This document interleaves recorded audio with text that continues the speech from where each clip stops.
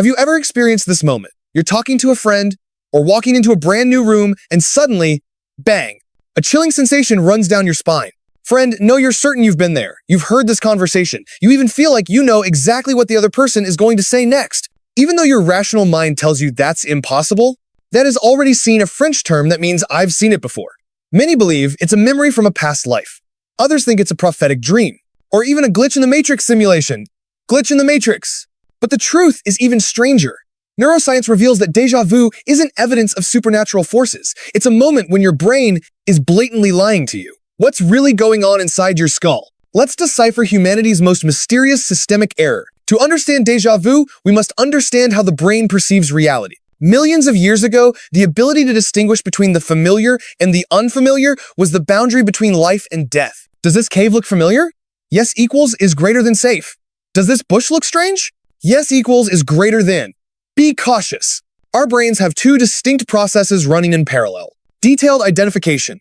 This is the table. That is the chair. Assess the level of familiarity. I have a feeling I've seen this table before. Normally, these two processes work together. But in a moment of déjà vu, the familiarity assessment system malfunctioned. It signals so familiar, while the detail recognition system screams no, it's the first time. This conflict creates the extreme confusion you experience. Let's delve into the underlying mechanisms. Neuroscientists have identified the main culprit. It is temporal lobe, the place where memories and perceptions are processed. Imagine visual signals traveling from the eye to the brain via two pathways. Pathway A and Pathway B, normal speed. On a good day, both signals arrive at their destination simultaneously. You see the present moment as the present. But sometimes, due to fatigue, stress, or a slight electrical discharge in the brain, Pathway B is delayed by a fraction of a millisecond. The signal from A arrives first and is recorded by the brain as memory. Immediately afterward, the signal from B arrives. The brain sees B and says, oh, this is already in memory because A just brought it.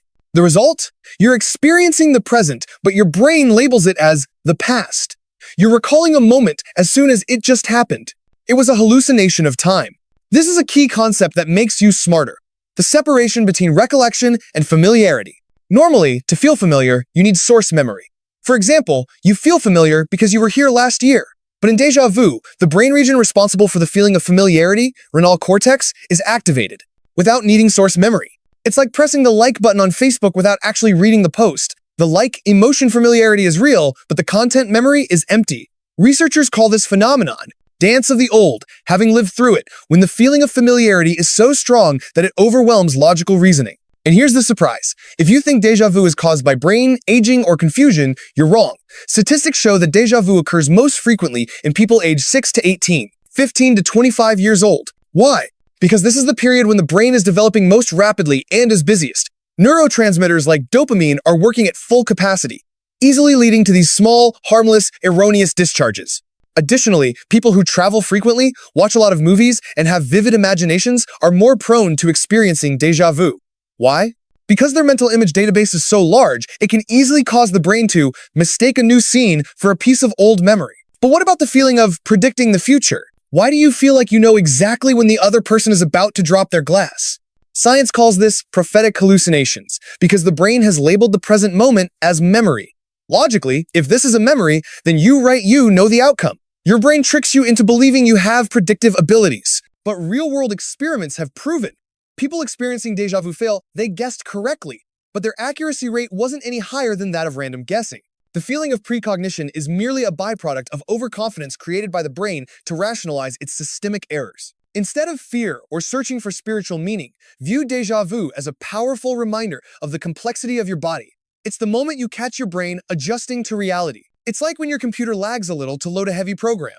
It shows that memory is not a perfect videotape, but a continuous, creative, and sometimes error-ridden process of recreation.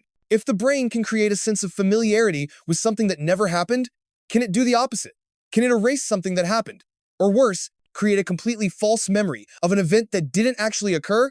Are you sure your childhood memories are real? Or are they just another trick of your brain? This phenomenon is far more frightening than déjà vu, and it's called the Mandela effect. We'll be checking to see if your memories are being fabricated in the next video right here. Click now and prepare to doubt everything.